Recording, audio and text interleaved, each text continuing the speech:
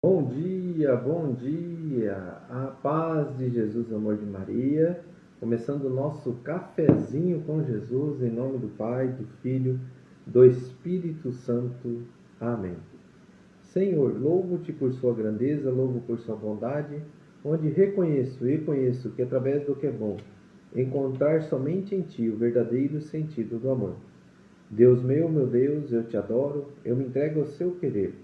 Consagra minha vida toda, a minha casa, a minha família, tudo que tenho, Senhor. Ao seu comando inclino todo o meu agir, o meu proceder. A vós, Deus meu Deus. Queridos irmãos, que a graça e a paz estejam no nosso coração. Hoje estou aqui em Ribeirão Preto, São Paulo, vim com os jovens aqui, trazer ele para uns jogos, né? Onde que eles buscam o sonho deles, na realidade da vida de cada um. Estamos aqui no apartamento, juntos, reunidos, eles estão aqui no repouso, mas eu estou aqui nas minhas orações. Por que eu estou falando isso? Porque todo local é um lugar da gente meditar e a gente refletir sobre a palavra de Deus. E nós estamos caminhando todos os dias com o catecismo da Igreja Católica. É uma graça muito grande que nós temos e agradecemos a Deus por cada momento. Por isso eu quero agradecer a Deus por este momento único, todos os dias com Ele, e fazendo esse estudo do catecismo da Igreja Católica também, como a gente faz o Lectio Divino depois, após esse momento do parágrafo do catecismo, né? Então, o parágrafo que nós vamos ver hoje, que nós estamos falando sobre os apóstolos, conforme o índice analítico, a gente vai andando. O índice analítico é no final do catecismo, ele tem um índice analítico, é por ordem alfabética. E cada palavra, a gente começou, a primeira palavra que começou o índice analítico, por ordem alfabética, foi abandono, a letra A, procedendo da letra B. Nós já estamos na letra P, após a letra A.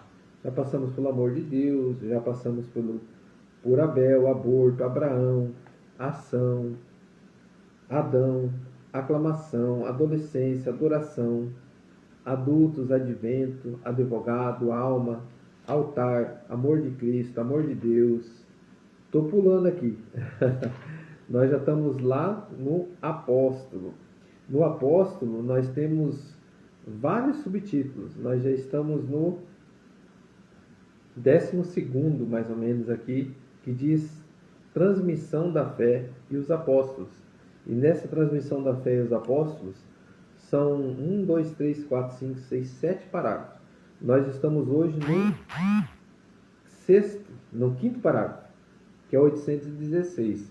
Esse quinto parágrafo vai falar para nós sobre a unidade da Igreja de Cristo. Por que eu estou explicando, irmãos? Porque esse caminhar com o catecismo é degustar devagarzinho de cada parágrafo, você meditar durante o dia esse parágrafo, você escutar várias vezes. Isso faz com que a gente se una ao querer de Cristo e que a gente tenha um conhecimento da nossa fé embasado na Igreja de Cristo, essa Igreja que Cristo deixa para que nós sejamos amparados com a verdade. A verdade de que forma? A palavra de Deus, o magistério que é diante dos sacerdotes da Igreja e a tradição. Então, nessa unidade perfeita, nós temos um direcionamento de Cristo. E é justamente isso que nós estamos vendo, que os apóstolos são os seguidores e deixando a sua sucessão, eles dão o andamento à Igreja de Cristo. Então, o parágrafo 816, vamos pegar? Vai dizer assim: a única Igreja de Cristo é aquela que o nosso Salvador, depois de sua ressurreição, entregou a Pedro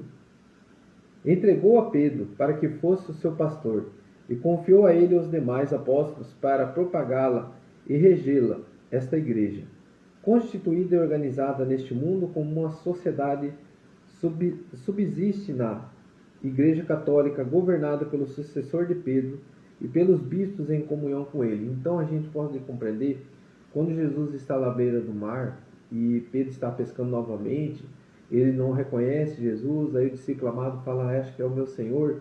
Ele salta e vai em direção a Jesus, e ali eles se alimentam. Jesus tinha preparado um peixe para eles, eles não estavam bem reconhecendo que era Jesus, mas depois eles reconhecem, e ali Pedro fala assim, Jesus pergunta para ele: tu me amas, Pedro?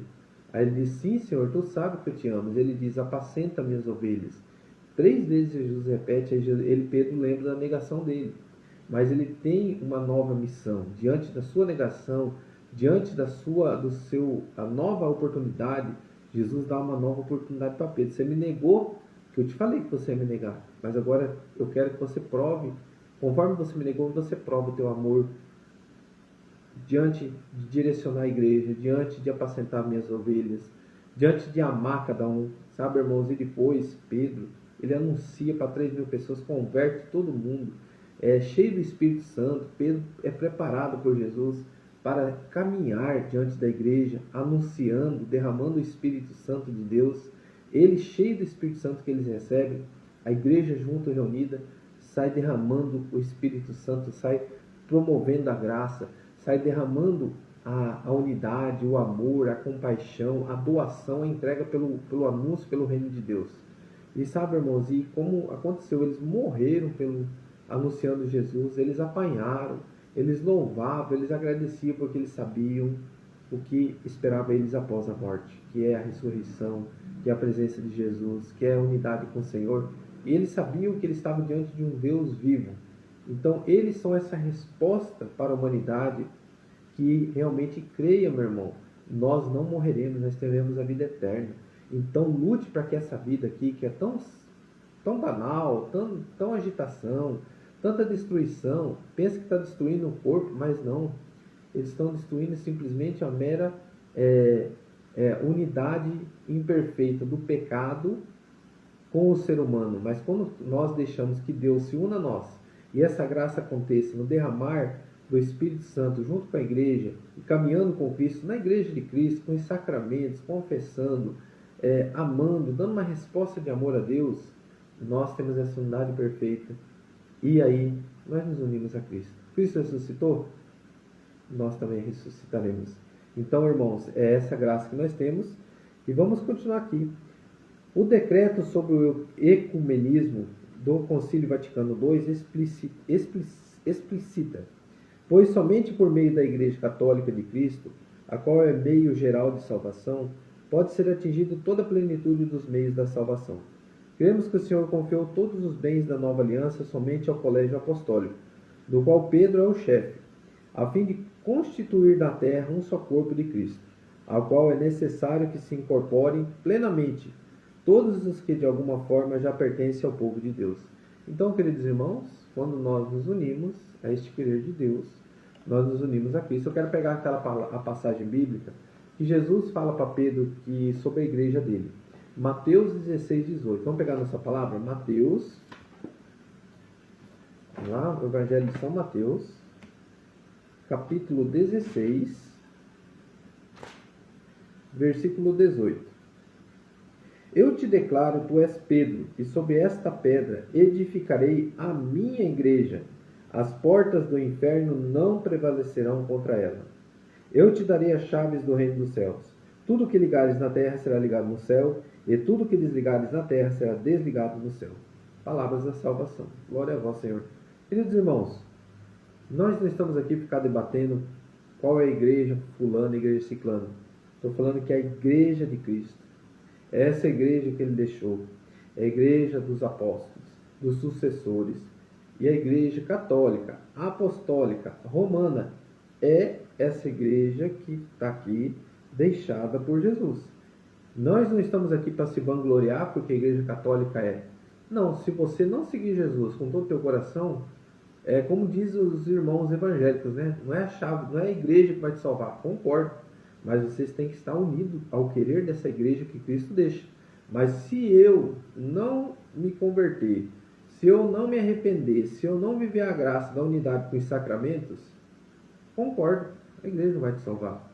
Mas eu tenho que estar unido a essa igreja, como diz o catecismo, porque há uma plenitude da perfeição, da graça da salvação. Então, quando eu me uno à igreja, eu estou me ligando à plenitude da salvação.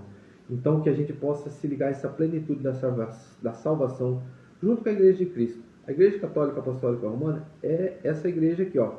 Eu te declaro, tu és Pedro, que é o nosso Papa, sucessor de Pedro, e os apóstolos, os bispos, sucessor dos apóstolos.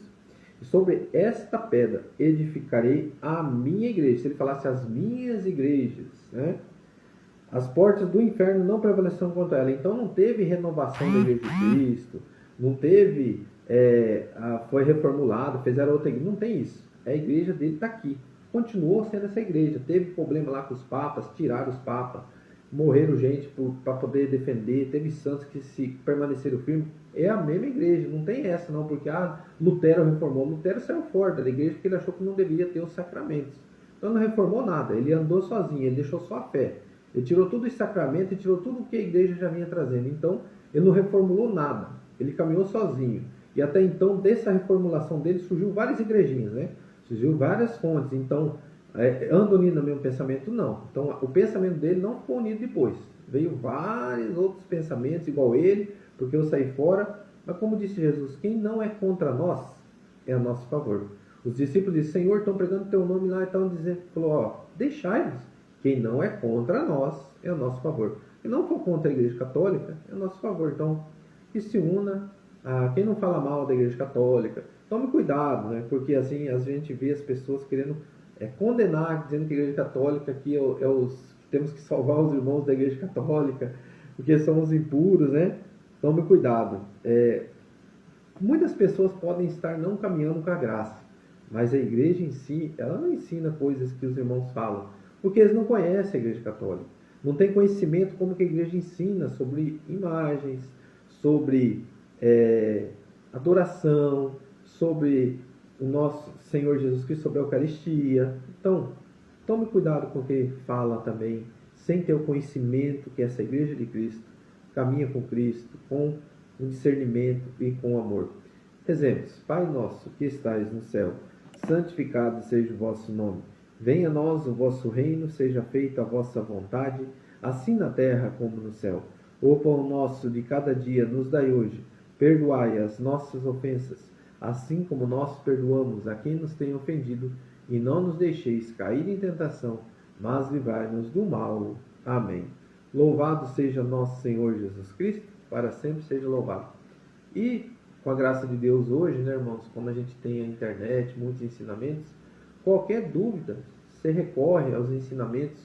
Aqui nós temos Frei Gilson, Padre Paulo Ricardo, várias outras fontes aí que vai te direcionar muito bem e vai dar vários caminhos de ensinamento. Então, assim, todas essas fontes ligadas à Igreja de Cristo Católica Apostólica Romana, onde que o Papa é o cabeça. E, diante desse discernimento, nós temos o caminhar com Cristo, com a Igreja de Cristo. Que nós possamos viver essa graça junto com os apóstolos, junto com nossos bispos, sucessores dos apóstolos, cada dia, cada minuto. Um grande abraço. Em nome do Pai, do Filho, do Espírito Santo. Amém. 5 minutinhos nós entramos com o Lectio Divino.